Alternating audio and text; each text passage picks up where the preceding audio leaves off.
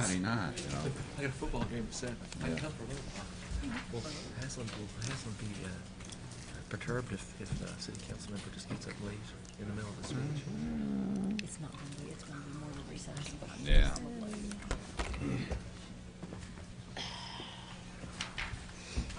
There you go. I'm watching upstairs. Yeah. Two ladies in labor. I don't even call them. All right, no change. No, Jay. Supposed to be allowed to do that, so.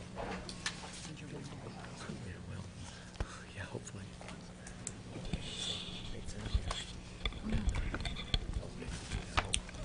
If it does, you know.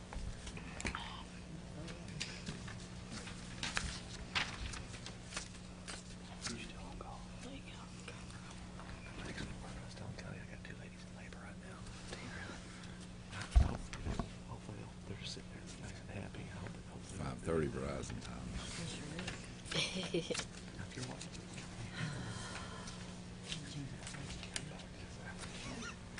It won't keep up. It's a pain in the butt to hang back up. I'd like to call this October 21st Cookeville City Council meeting to order. Could we get a roll call, please? Councilman Anderson, Present. Councilman Woodford, Present. Mayor Wallace, Here. Vice Mayor Epps, Here. Councilman Albright, Present. all present. Thank you. Now would everyone please stand for a moment of silence and the Pledge of Allegiance.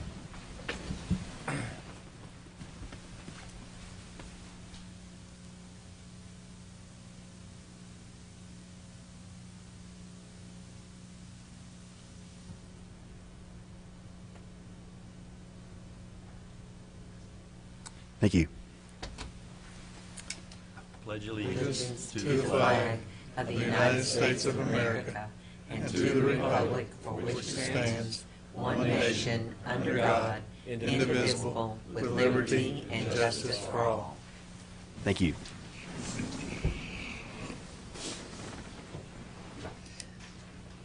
All right, Mr. Shipley, any additions or corrections to the agenda? No changes. All right, with no changes, we have a motion to pass the agenda. So move. Second. Any questions by the council? Call for the vote. 5 yes votes, motion carries. All right, moves us on to our old business. Consider approval of minutes of council meeting held on October 7th, 2010. Move for approval. Second. Any questions from the council? Ask for the vote. 5 yes votes, motion carries. All right, on to item 3. Consider on second and final reading ordinance 100911, rezoning a portion of the property on Boyd Ferris Road from LM, which is light manufacturing, to RS20, single-family residential. Sponsors James Mills. Mayor and council members, as you stated, this is second and final reading. The location of this property is depicted upon the screen. The Planning Commission is recommending for approval of the rezoning request. The Planning Department concurs with this recommendation. We've received no calls or comments since first reading. Do I have a motion and a second for approval? So moved. Second. Any questions from the council? Any questions from the audience? Seeing none, call for the vote. 5 yes votes, motion Thank you. carries. Thank you, Mr. Mills. Okay, on to our new business. Item number 4, consider on first reading ordinance 101012, amending Title 5, Chapter 1, Section 5-101 of the Cookeville Municipal Code pertaining to purchasing. Sponsor is Mr. Jim Shipley. Mayor and council, this is, the city of Cookeville operates under the 1983 Municipal Purchasing Act. And that statute allows cities to increase their bid limits for competitive bidding up to $10,000. In 2003, we raised it to $5,000. I would recommend that we raise that bid limit to $10,000. The low bid limit severely strains our purchasing procedures, and that most of our any kind of purchase of any significance is over $10,000. So I would recommend your approval. All right, do we have a motion and a second for approval? So moved. Second. All right, any discussion or questions from the council? Any from the audience? All right, call for the vote. 5 yes votes, motion carries. All right, on to item 5, consider resolution 101011, authorizing application to the Secretary of State to form a sports authority, and that sponsor is Mr. Jim Shipley. This is really has arisen out of a lot of discussion between members of the chamber, even former council members, since the city's been successful in landing the TSSAA football championships, and we're going to really try hard to get the basketball championships. We thought it would be really beneficial to have a sports authority in place that could, number one, they're tax-free with their purchases, and it also would be a vehicle for the city or the county or anyone to channel funds into that authority to cover shortages in events like TSSAA, when several of us were sweating it big time last year to get up to the minimum bid. And we've received an application from 3 individuals, Alan Ray, Bob Luna, who's here tonight, and Becky Magura.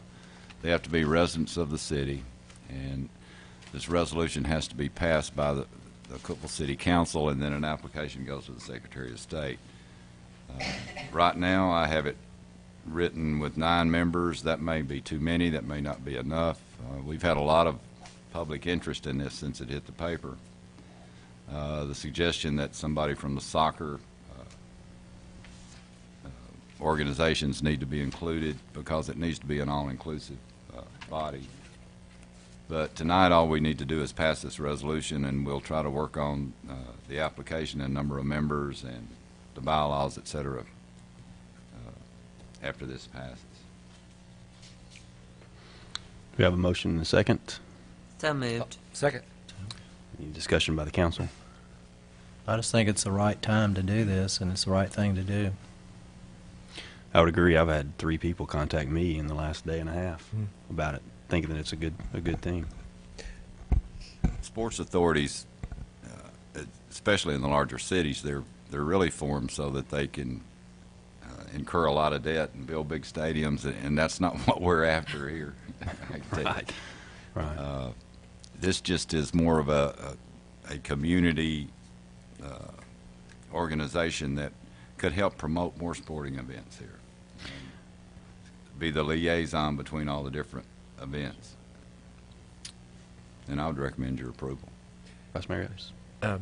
Thank you, Mr. Mayor. Just a couple questions. I guess, Jim, you can answer this for me. But of course, I'm gonna vote for this. I'm committed to this. I think this again. I think it's a great idea. I think the upside is so much greater than the downside. But I do have some questions about, of course, the funding.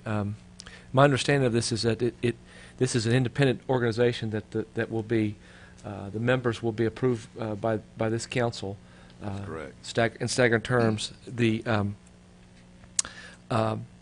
if and when if this does take off, could the city incur costs associated with that? It's just said they wanted to build a building and have a staff. My understanding is talk with Mr. Loon a little bit. This is going to be a partnership with the chamber, and I just guess I'm kind of curious on how that relationship's going to work.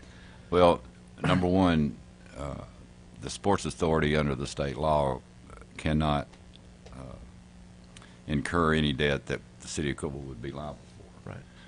Funding, I don't foresee any need for funding at this point, and the only reason I would think you would need funding is for those instances where I talked about to promote more sporting events in the area and to cover any shortages if we had a big event. But it's not going to be Metro Nashville Sporting Authority or Memphis. I don't see us getting any NBA teams or Major League Baseball or anything else for a while. I So. don't know. But I just know that working with the TSSAA steering committee last year, that was just a bunch of volunteers that got together, and everybody was in charge of getting this and getting that. And to have that organization in place with the expertise to help go through different events, I think would be very beneficial. And that authority would, let's just say that if they, in booking or in promoting sporting events to come to Cookeville, and they would, if they so chose to use city facilities, they would just line up just like everybody else would in renting or getting those facilities, such as the Yes, Cane that's Creek correct. softball complex, and for that matter, the soccer complex. Correct. For that matter, is that correct? Yes, Okay. that is correct. Well, I guess yeah. My other question is too is how does this authority work within the city of Cookeville with the programs and things that we have and the facilities that we have, and also the county. But I think those are things that will be kind of answered as we go along. City of Cookeville events that, some baseball and softball tournaments that we sponsor or have on our fields, it's not really affected by having a sports authority there. It's just that authority is there if we needed them to help promote that tournament or whatever. I, in no way am talking about taking away any sporting events that the city of Cookeville sponsors. It seems like it gives us a little credibility too when some of these bigger events come to town. And There was a very big soccer tournament here this summer, and I don't know that many people really knew about it. The Lions Club, I believe, was Yeah. it the Lions Club? I believe the Lions Club put that on. Or And no, I would- I'm sorry, it was Rotary. Rotary put that on. That was yeah, nobody knew about it. And I would think from any civic club's position, if you had a sports authority there that was established, you would want to get them to help you promote that event. For that matter, we had a state championship. If I'm not incorrect, we had soccer state championship. The Division II, I believe it was Division II private schools were here. Is that correct? We had some. I mean, we had. I hope we didn't if nobody knows. So that in of itself is that in of itself, the sports authority is involved with that is worth its weight in gold. So I just had questions. So I'm Mr. Mayor, I'm prepared to vote. I'm sorry to take up so much time. That's fine. Anybody else? Anything from the audience? Seeing none, ask for the vote. 5 yes votes, motion carries. Thank you. All right, on to item 6, consider appointment to the Planning Commission, sponsored Jim Shipley. Mayor and council, there is one vacancy on the planning commission, and that is the city council's appointment that's it's not a councilman that you're appointing, it's just an individual that you're appointing as the council representative. Council appointment. What's the term limit? This is to fill, actually, Mayor Swallow's term that will expires in January 2012. And I'll open up the floor for nominations. I would like to, since I'm the council representative on the Planning Commission and we're one short, and all the membership at this time is a gentleman, and I'd like to see a lady on that, and the name I'd like to put forth is named Judy Jennings to serve on the Planning Commission to fill Matt's term to 2012. I second the motion, All right, any discussion from the council? or I guess the nomination. Nominate. Do I have a second? Yes. And Ms. Jennings wants to serve, yes. Yes. Yeah. She does. She's served in the past and has done a good job, and the willingness to serve is a good part of that. All right, ask for the vote. 5 yes votes, motion carries. All right, on to item 7, consider approval of lease between Nashville and Eastern Railroad Corporation and Tennessee Central Heritage Rail Trail Authority. Sponsors Ms. Melinda Kiefer. Thank you, Mayor and Council.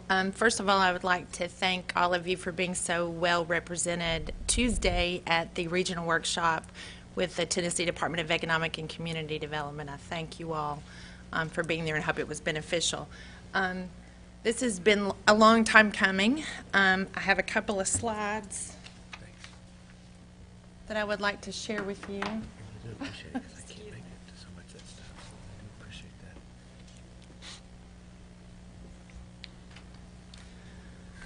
This lease is for approval for the Tennessee Central Heritage Rail Trail Authority and the Nashville and Eastern Railroad. A couple of quick facts. The authority was established in 2005. As per the interlocal agreement, all four governments, City of Cookeville, City of Allgood, City of Monterey, the County of Putnam, are equal partners with ownership and responsibility. All four governments must approve the lease in order for it to be executed between the authority and the railroad.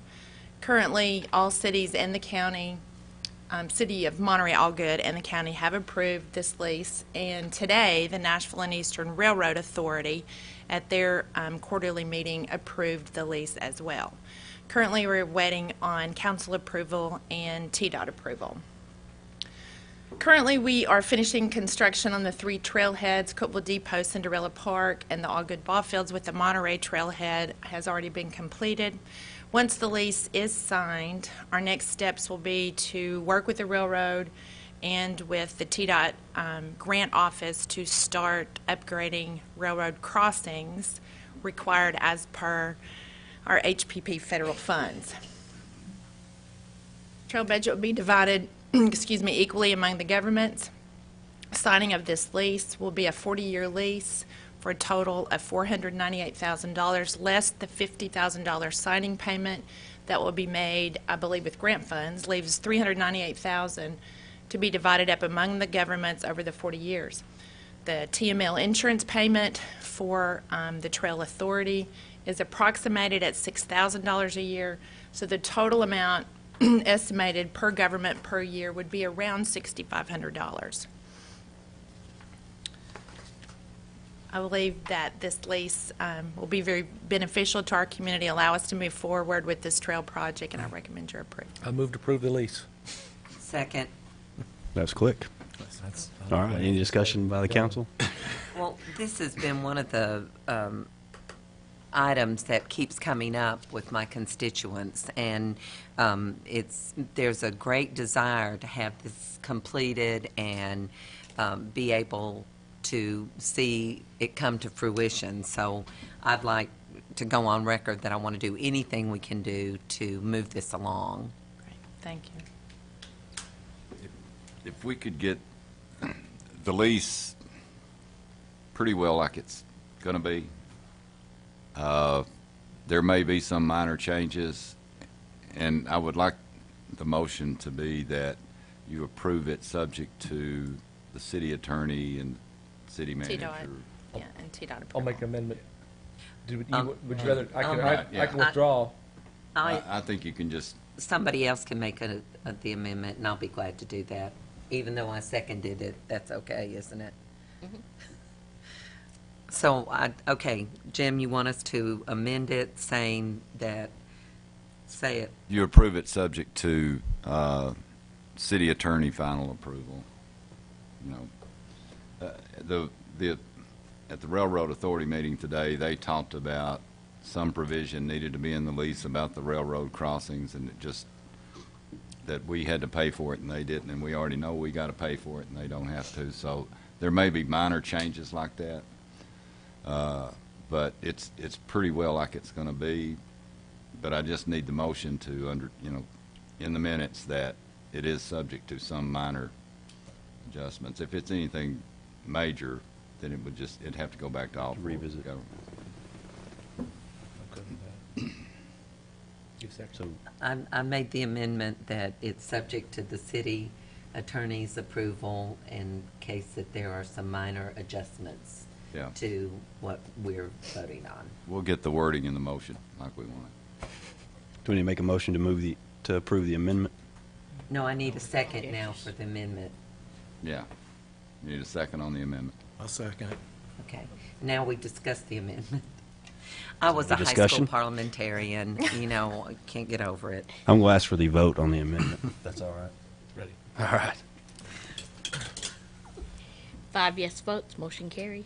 All right. I have a question before, Mr. Mayor. Okay.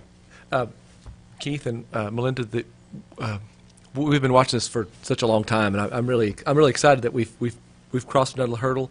I am a little bit frustrated though, because it seems like when we cross a hurdle, there's something else seems to pop up. And maybe I'm asked this question; it can't be answered. But do you foresee? What do you foresee from? Do you think this last part, this lease, might be the last hurdle that we have to jump? Are we going to start moving dirt pretty soon, or do you?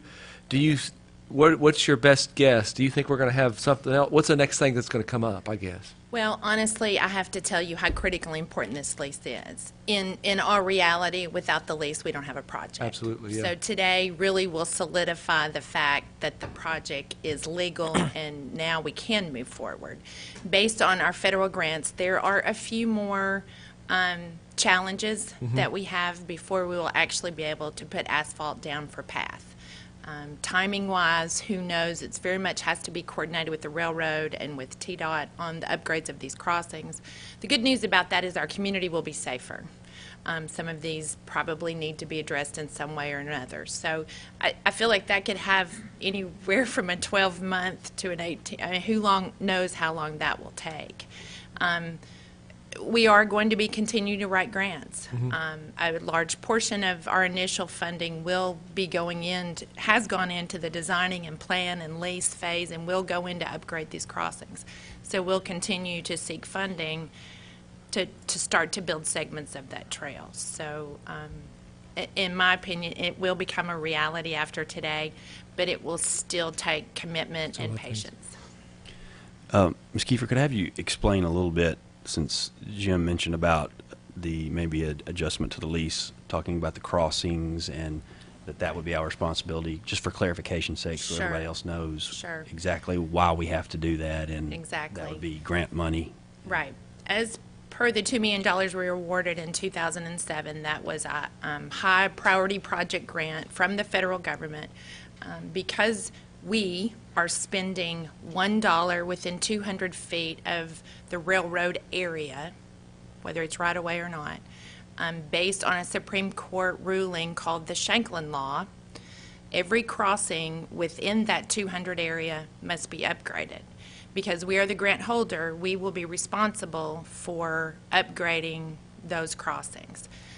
For example, and it's one of our big ones, Washington Avenue, 5 lanes, lots of buses. It has been upgraded in recent years, but it has a lot of exposures, lots of cars a day.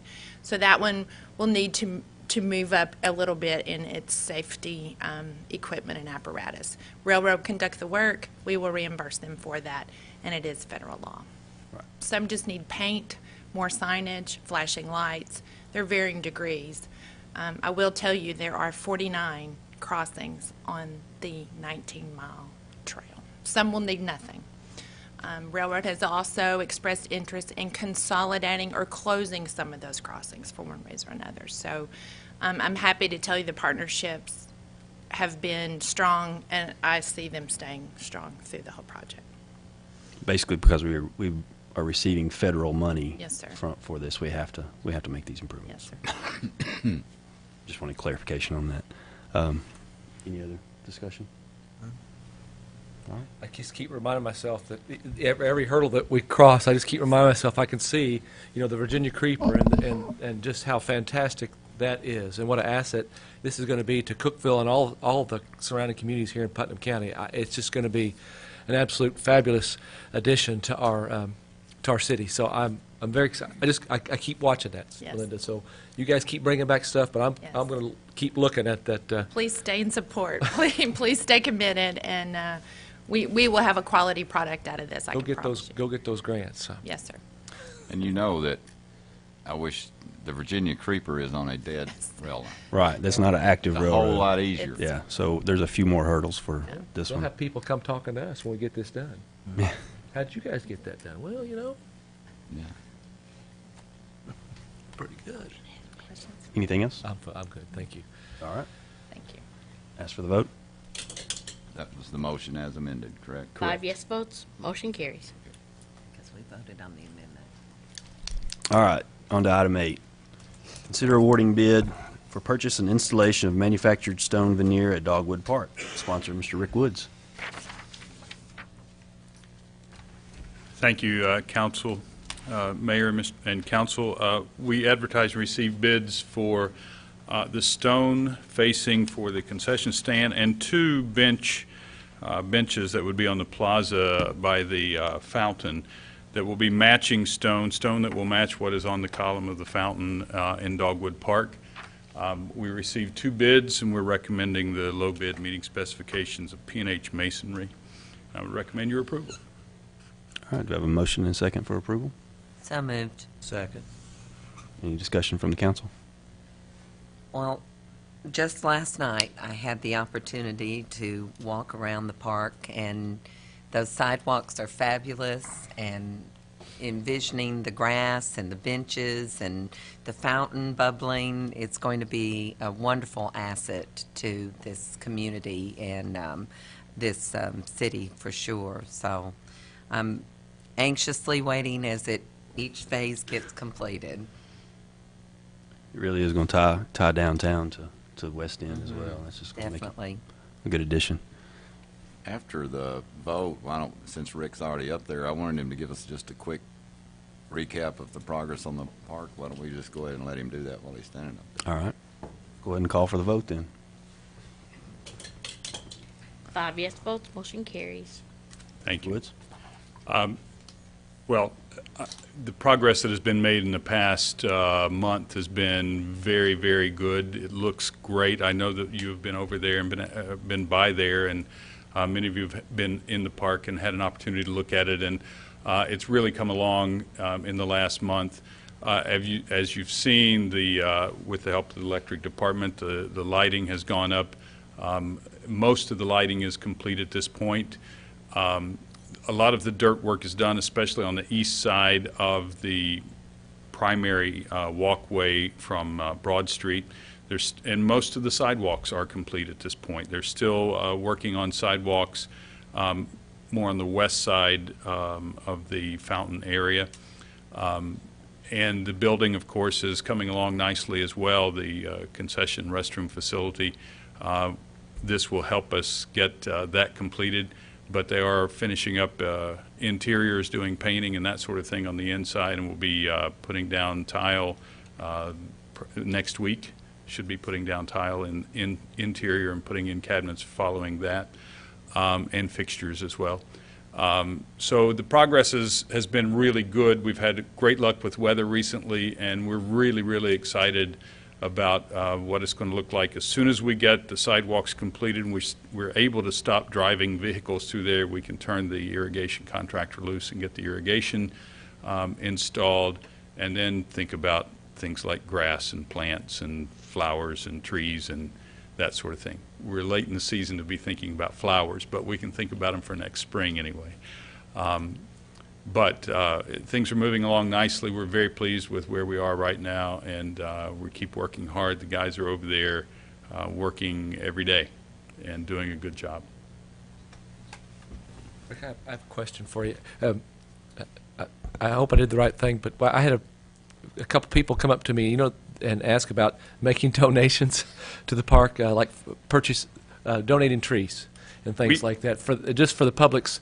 Just for the record, and so the public can understand, how does that process go on, like we've done previously in our park? There will be opportunities for the public to participate in the donation and purchase or contributions toward memorial trees, like we already have a memorial tree program within our department currently for all of our city parks.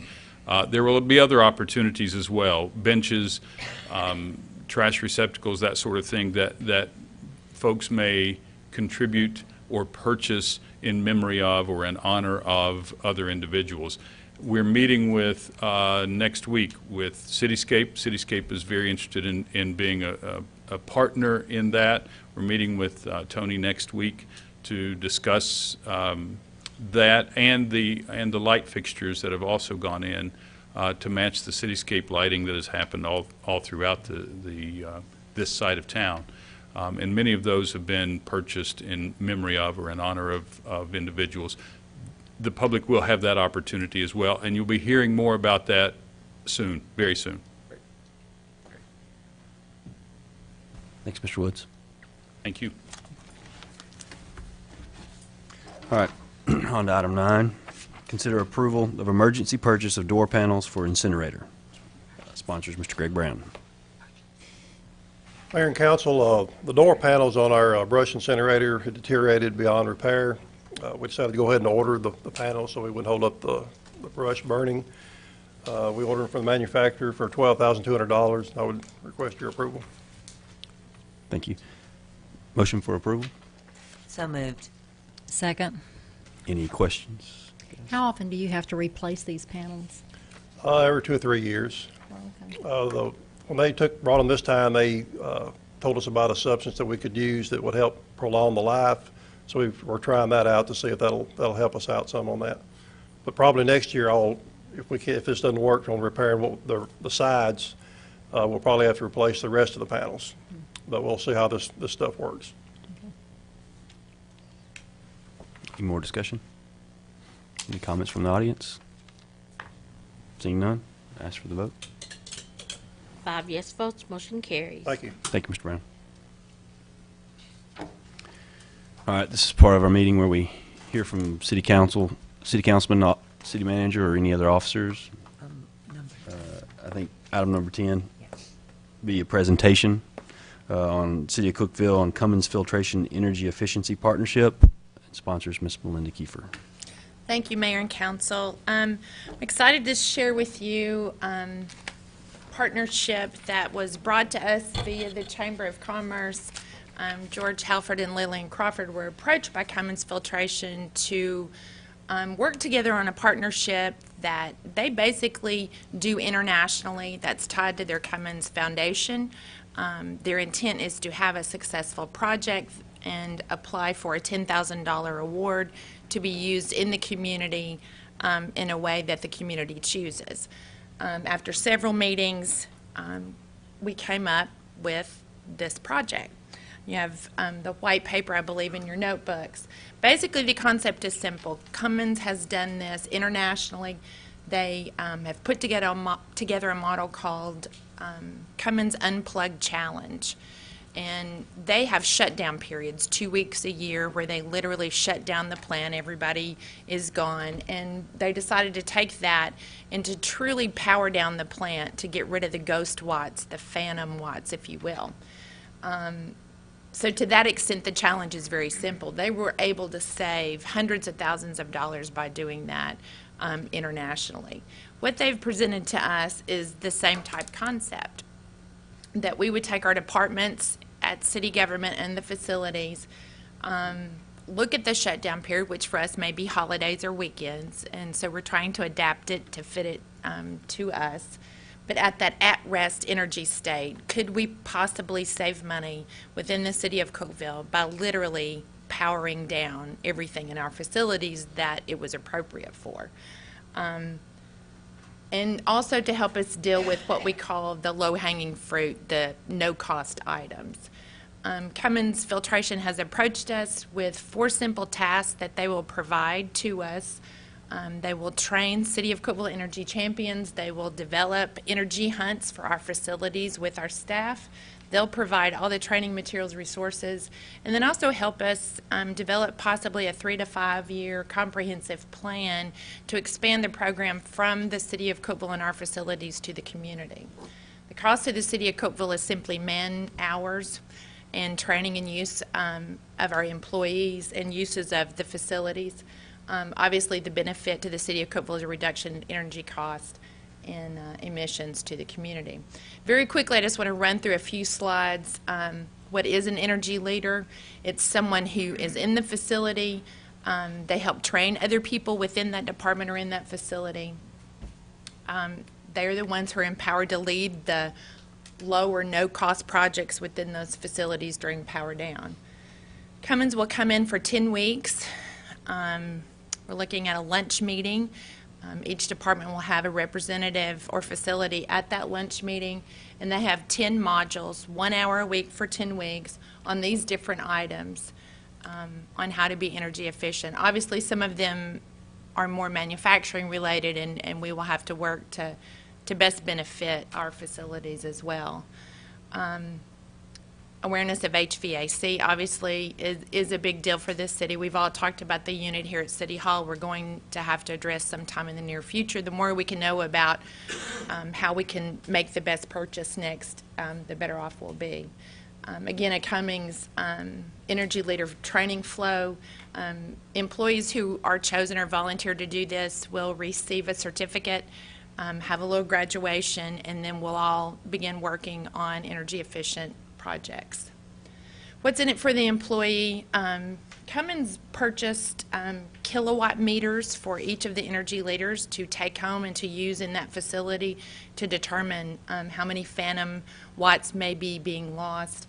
They provided them with the t-shirts, some CFL light bulbs, and then, like I said, tools to take home and use at their house.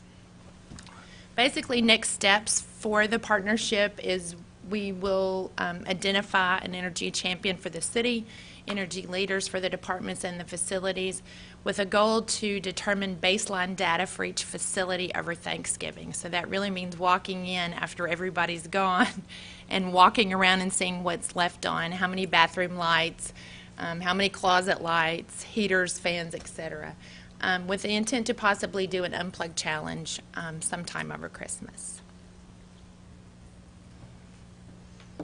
Questions?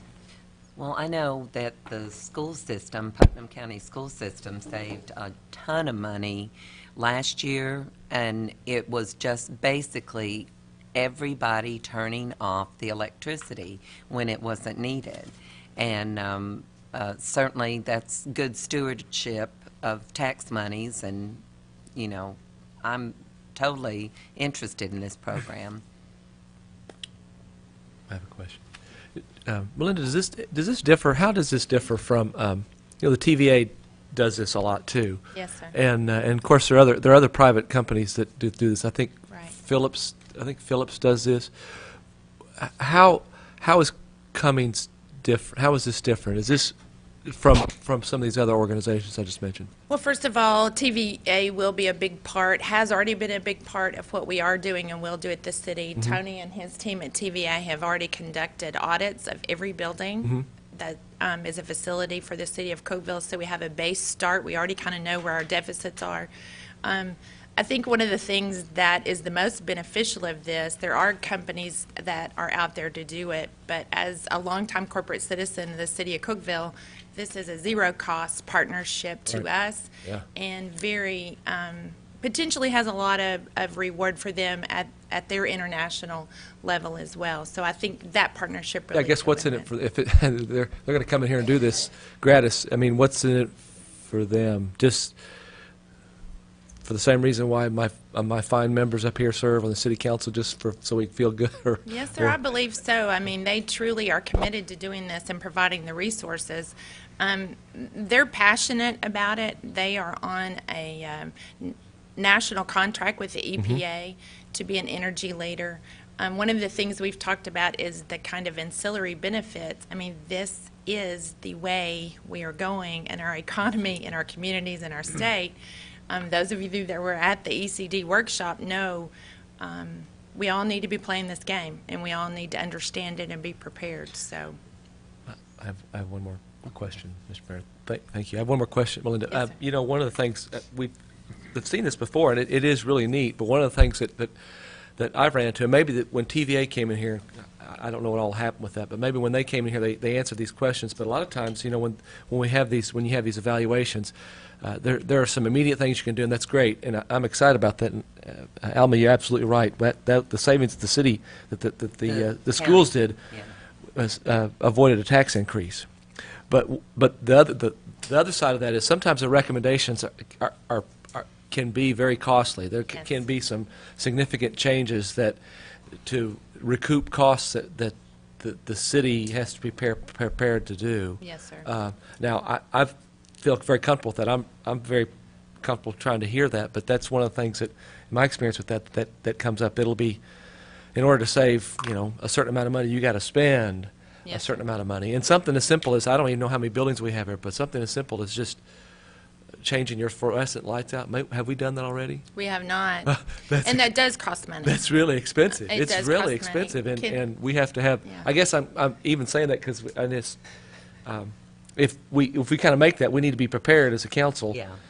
to have the wherewithal to kind of, to make maybe some hard decisions, because it's not just We simple are as. looking for additional funding for those things and hope that maybe if we can prove to the council and to the city manager that our calculated savings might possibly be used to put motion detectors in the restrooms or change the LED, put LED lights in the exit signs. So we could have a return on investment using our savings to mediate some of those charges as well. So we'll see. We'll see as we Sounds go. exciting. Melinda, would it be possible for the council members, if they want to or are interested, to set in on the training sessions? Yes, ma'am. I think they would be more than willing, and we'd love to have you there as well. I think Thank you. I think it would be great. And this may be a silly question, but since it's energy efficiency, if we show enough savings, I mean, is there any grant money out there to purchase some extra? And you heard me point blank ask about that in that workshop. Yes. There used to be local government low-interest loans available through the Department of Energy at ECD, the state level. Those are no longer there. They're working on putting together another prototype. I know TVA has some investment opportunities, and Tony is completely versed on all the resources there. So I think our commitment to you is we'll be diligent to look for those resources as we go forward. Good. I got a couple of comments. Number one, you talk about there's other companies out there that offer this. I think what you got to keep in mind is that Cummins Fleet Guard has been a major employer in Cookeville, Tennessee since 1967. And anything we can do to make their corporate people upstairs think, man, they've got a great relationship in that town, I think is to our benefit, number one. And there are things that, I mean, we're already replacing we got a grant to replace a lot of our lighting in parking lots. We're in the process of doing that. Tony's about to get the lights in and get the rest of them in. And we've been on a program for several years with our traffic lights that we're replacing all those with LEDs. And I'd say, Greg, we pretty much have them done, don't we? Have a couple more intersections. Yeah. So we have been, I still hadn't learned to turn my computer off every night when I leave, but there are some things that we're doing. We're all going to be under a little adjustment period. He won't be the first energy champion on that. I'll be the champion about the money.